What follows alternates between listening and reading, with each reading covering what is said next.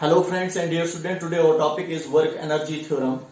According to this theorem, work done by a force measure the change in kinetic energy. तो यहाँ पर ये आपके पास जो थ्योरम है ये कह रही है कि जो हमारे पास वर्क डन होता है वो मेजर करता है चेंज इन काइनेटिक एनर्जी को।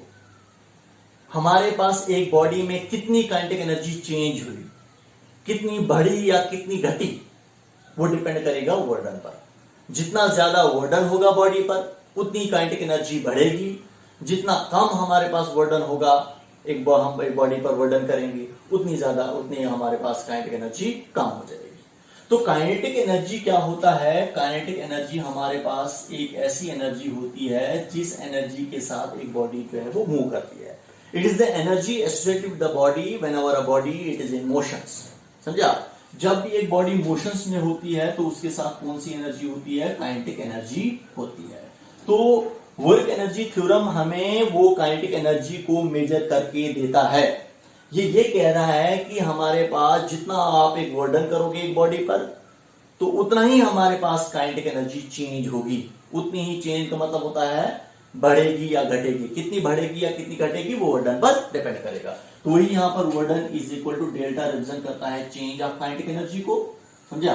डेल्टा रिप्रेजेंट करता है चेंज को और काइनेटिक एनर्जी हुआ हमारे पास चेंज ऑफ काइनेटिक एनर्जी। तो वर्क डन जो होता है हमारे पास वो चेंज ऑफ काइनेटिक एनर्जी के इक्वल होता है। जब हमारे पास काइनेटिक एनर्जी चेंज होगी तो इसका मतलब वहां पर हमारे पास जो है वर्क डन है। समझा? वर्क डन वहां पर प्रेजेंट होगा। तो यहां पर सिंपल में हम ये कहेंगे कि kinetic change of kinetic energy जो होता है वो वर्क डन के इक्वल होता है। तो वर्क डन कैसे होता है? जैसे हम एक बॉडी पर फोर्स अप्लाई करेंगे, बॉडी की डिस्प्लेसमेंट हो गई हमारे पास, एस की डिस्प्लेसमेंट हो गई, तो इसका मतलब यहां पर हमारे पास क्या हुआ? वर्क डन हुआ। तो यहां पर जब हमारे पास वर्क डन हुआ तो वर्क डन जब होगा तो बॉडी मोशंस में आ जाएगी। तो जब भी कोई एक बॉडी मोशंस में होती है तो उसके साथ काइनेटिक एनर्जी एसोसिएट होती है। तो इसका मतलब यहां पर जितना हम इस बॉडी पर वर्क डन करेंगे उतना हमारे पास काइनेटिक एनर्जी हमारे पास एक बॉडी में चेंज हो जाएगी। क्लियर आपको? तो इसी का प्रूफ अगर हम निकालेंगे हम कि हमारे पास जो है वो वर्क डन जो होता है ये चेंज ऑफ काइनेटिक एनर्जी के इक्वल होता है। समझा? अगर इसका प्रूफ निकालेंगे हम तो सबसे पहले अगर हम यहां पर सबसे पहले हम निकालेंगे स्मॉल वर्क डन, क्योंकि ये काइनेटिक एनर्जी जो हमारे पास जो है ये वर्क डन की इक्वल होती है। तो इसका मतलब हमें वर्क डन करना पड़ेगा। तो अगर हम ये एक आपके पास एक बॉडी है तो इस पर मैं फोर्स अप्लाई कर रहा हूं मैं, तो पहले अगर इसकी हमारे पास डिस्प्लेसमेंट कितनी हुई, छोटी सी डिस्प्लेसमेंट हुई, मैं सिंपल में कहूंगा मैं पहले इसकी स्मॉल डिस्प्लेसमेंट कितनी हुई यहां से लेकर यहां तक, तो वो कितनी होगी हमारे पास? That is ds। तो ds हमारे पास क्या है? That is small displacement. जब हमारे पास हमने इस पर फोर्स अप्लाई की, F फोर्स अप्लाई की, तो स्मॉल वर्क डन निकालेंगे पहले हम। तो स्मॉल वर्क डन थ्रू अ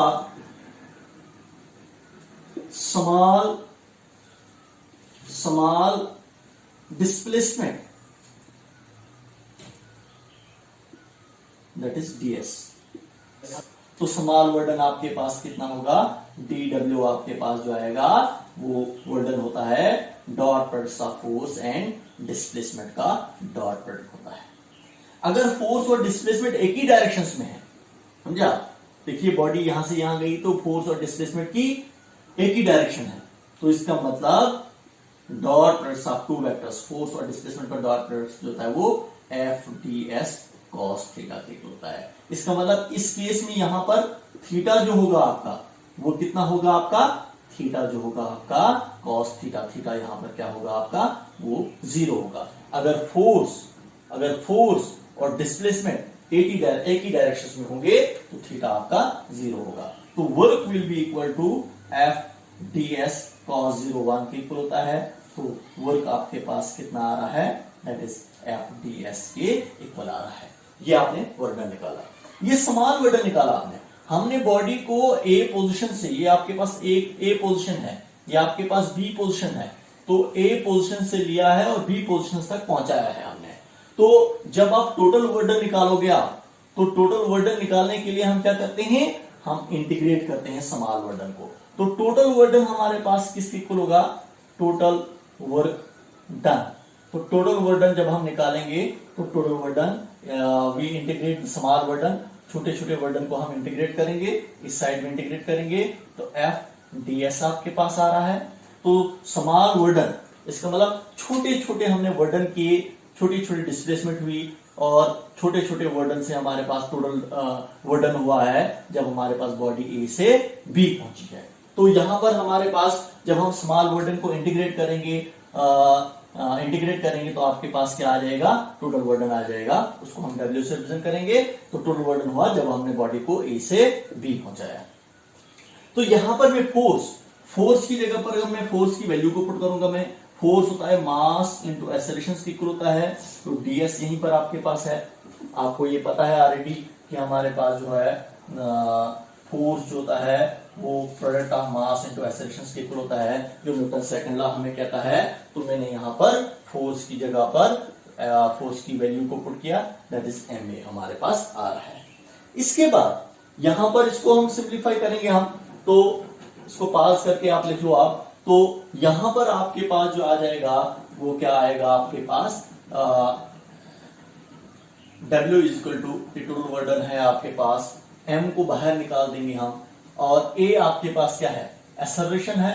तो एक्सेलरेशन किसकी इक्वल होता है, A की जगह पर लिखूंगा मैं dv अपॉन dt, क्योंकि एक्सेलरेशन होता है rate of change of velocity. तो A की जगह पर क्या लिखा मैंने, dv अपॉन dt लिखा मैंने, और ds यहीं पर आपके पास रहा। क्लियर।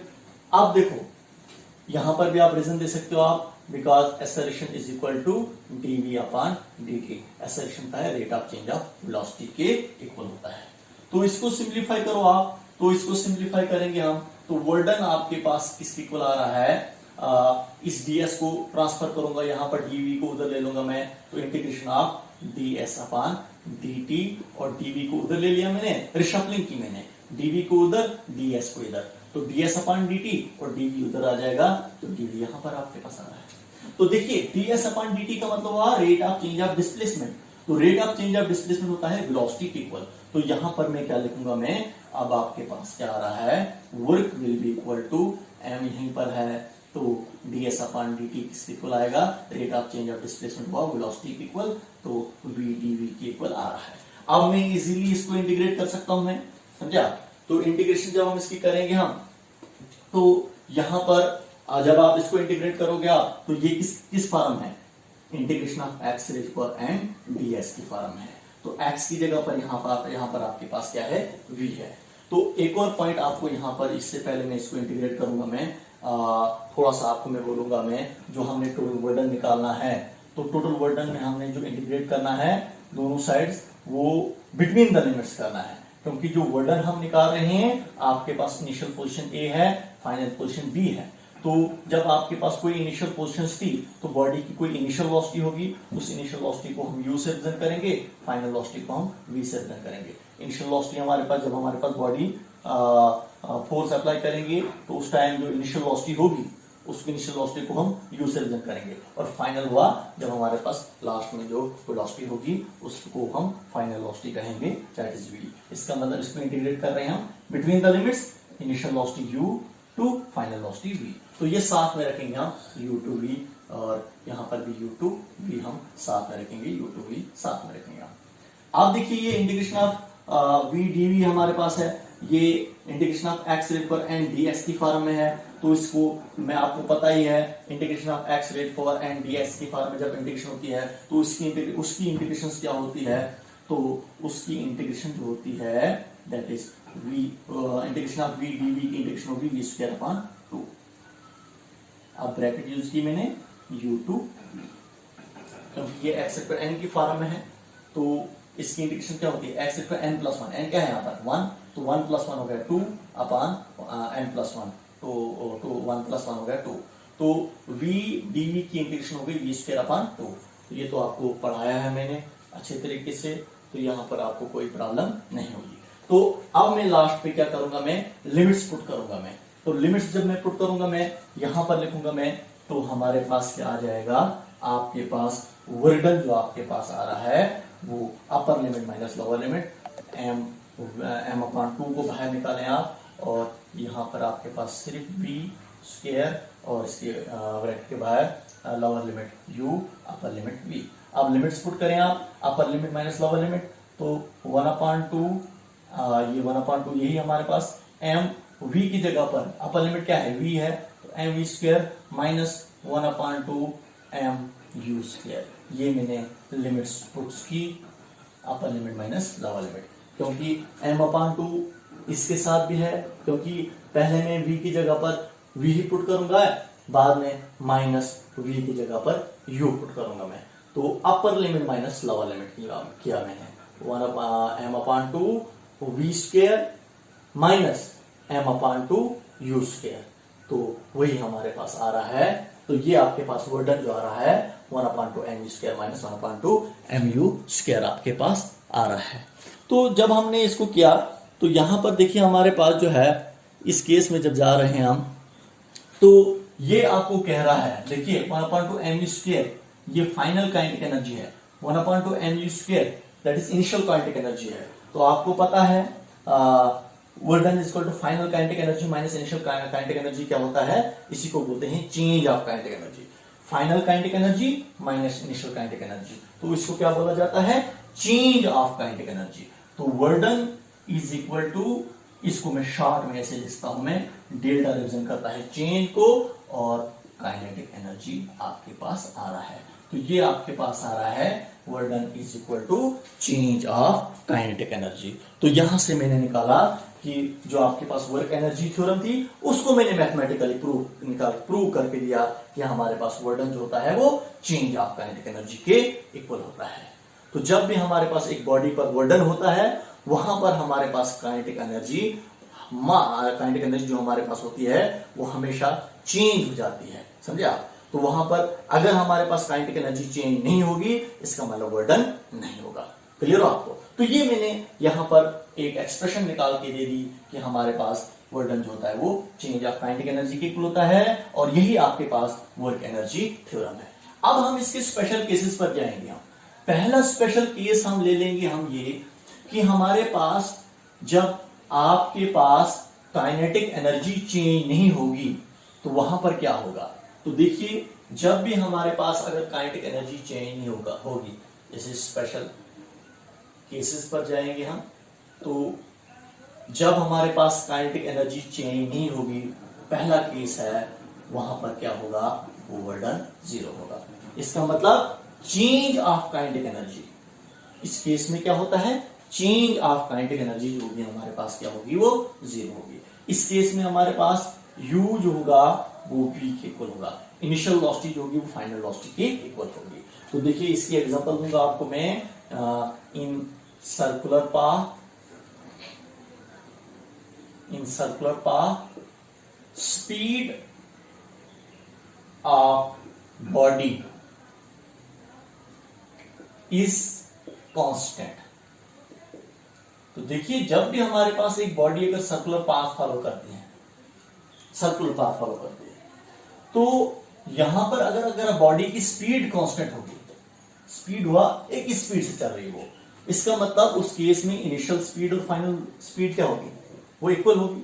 तो उस केस में अगर देखेंगे हम, तो देखिए अगर यहां से भी मैं आपको प्रूफ इसका निकाल के दूंगा मैं, वर्क डन होता है 1/2, यहां पर देखिए आप, अभी आपको कहूंगा मैं 1/2 m v square minus 1/2 m u square.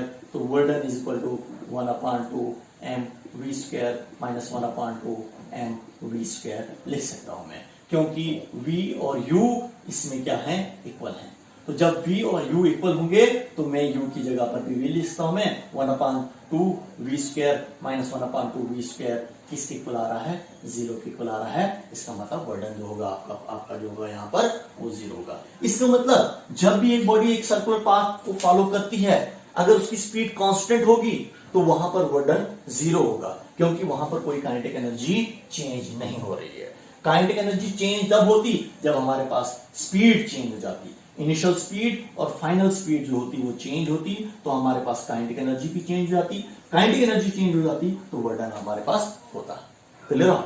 ये पहला केस लिया मैंने, हमारा वर्क डन 0 कब होगा। दूसरा केस ले लेंगे हम, दूसरा केस ले लेंगे हमारा वर्क डन नेगेटिव कब होगा। और वो जब नेगेटिव वर्डन होगा तो उस केस में काइनेटिक एनर्जी की कंडीशंस क्या होगी, तो दूसरे केस में हमारे पास जो है स्पेशल केस है, वर्डन आपके पास नेगेटिव होगा। नेगेटिव हमारे पास वर्डन कब होगा, जब हमारे पास क्या होगा, फाइनल वेलोसिटी जो या हम कहेंगे initial kinetic energy 1/2mv² is greater than the final kinetic energy. तो देखिए 1/2mu² is greater than the 1/2mv²। जब ये बड़ा होगा, इसका मतलब अगर हमारे पास यही वाला केस ले रहा हूं मैं, अगर ये बड़ा होगा इससे, तो देखिए वर्डन आपके पास नेगेटिव होगा कि नहीं होगा। देखिए 1/2mu² बड़ा है किससे, 1/2mv² से, तो ये जब बड़ा होगा इससे, ये छोटा है, इसका मतलब अगर ये छोटा है ये 2 जूल का होगा, और ये कितने होगा, ये बड़ा है ये 4 जूल का होगा, तो 2 में से 4 हम निकालेंगे तो -2 जूल आएगा। इसका मतलब वर्डन आपके पास क्या आ जाएगा, नेगेटिव में आएगा। तो यही हमारे पास है final kinetic energy. If final kinetic energy is greater than initial kinetic energy, if initial kinetic energy is greater than the final kinetic energy, then the work done is negative. उस केस में work done क्या होगा, negative होगा। जैसे अभी मैं example भी दूंगा आपको मैं, जैसे एक पार्टिकल, एग्जांपल दूंगा आपको इसकी में, एक particle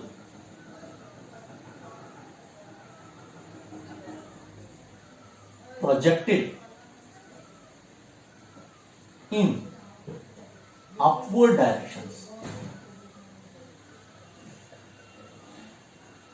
against the then work done against the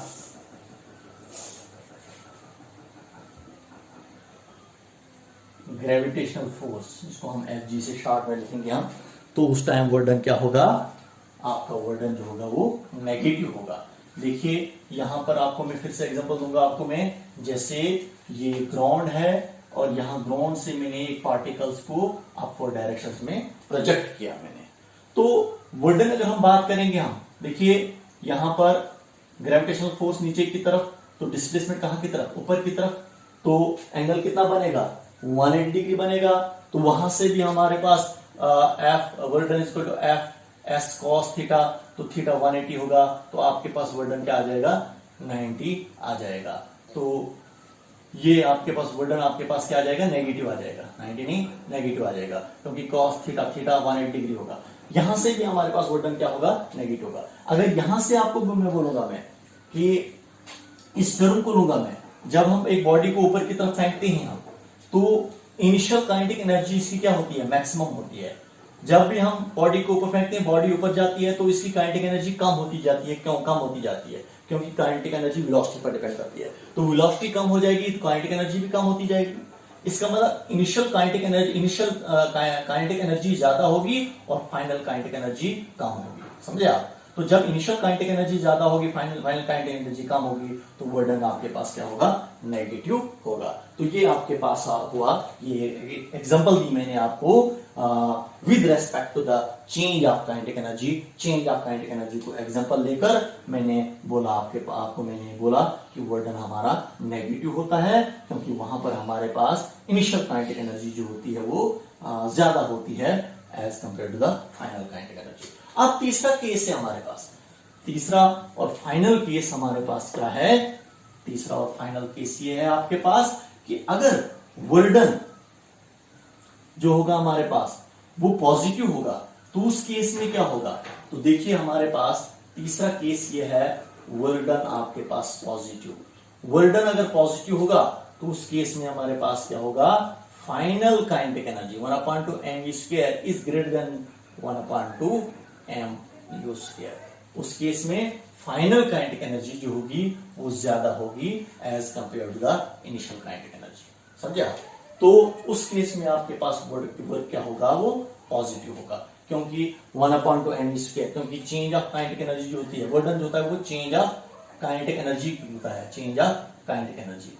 तो इसी को हम लिखते हैं हम 1/2mv² माइनस 1/2mv²। 1/2mv² अगर बड़ा है 1/2mv² से, तो वैल्यू आपकी वर्क की वैल्यू जो आपको मिलेगी वो प्लस में मिलेगी, ना कि नेगेटिव में मिलेगी। तो इसका मतलब आपके पास वर्डन पॉजिटिव होगा जब final kinetic energy initial kinetic energy से ज्यादा होगी। तो इसकी एग्जांपल हमारे पास हम ले लेंगे सिंपल में, एक एग्जांपल ले लूंगा मैं फ्री फॉल ऑफ बॉडी। देखिए अगर फ्री फॉल है बॉडी का, तो ऐसे हमारे पास बॉडी नीचे की तरफ आ रही है, तो डिस्प्लेसमेंट भी नीचे की तरफ एस, तो ग्रेविटेशनल फोर्स भी नीचे की तरफ। अगर यहाँ पर हम वर्डन निकालेंगे हम बाय ग्रेविटेशनल फोर्स से, तो देखिए हम वर्डन अगर by gravitational force against the gravitational force नहीं, बाय ग्रेविटेशनल फोर्स, बॉडी नीचे की तरफ आ रही है, डिस्प्लेसमेंट भी नीचे की तरफ और फोर्स की डायरेक्शन भी नीचे की तरफ, तो दोनों नीचे की तरफ। तो यहां पर वेलोसिटी जो थी, इसकी इनिशियल वेलोसिटी क्या थी, कम थी। जो ही नीचे की तरफ बॉडी आती है तो इसकी वेलोसिटी बढ़ती जाती है। इसका मतलब फाइनल वेलोसिटी ज्यादा होगी इनिशियल वेलोसिटी से। इसका मतलब फाइनल काइनेटिक एनर्जी ज्यादा होगी इनिशियल काइनेटिक एनर्जी से। तो उस केस में हमारे पास वर्डन क्या होगा, पॉजिटिव होगा। तो ये 3 स्पेशल केसेस मैंने बोले आपको। पहला केस था कि वर्डन 0 कब होगा, जब काइनेटिक एनर्जी चेंज नहीं होगी, तो वर्डन 0, पहला प्रूफ निकाला मैंने। दूसरा प्रूफ ये निकाला मैंने कि वर्डन नेगेटिव कब होगा, जब final kinetic initial kinetic energy बड़ी होगी फाइनल काइनेटिक एनर्जी से, तो वहां पर वर्डन हमारे पास क्या होगा, नेगेटिव होगा। तीसरा केस मैंने बोला आपको वर्डन पॉजिटिव कब होगा, जब फाइनल काइनेटिक एनर्जी हमारे पास होगी वो ज्यादा होगी इनिशियल काइनेटिक एनर्जी से, तो हमारे पास वर्डन क्या होगा, वो पॉजिटिव होगा। तो देखिए एक सिंपल से आपको मैं कहूंगा, मैं जब भी हम एक बॉडी को फोर्स अप्लाई करते हैं, जब हम एक बॉडी पर वर्डन करते हैं, तो उसकी काइनेटिक एनर्जी बढ़ेगी।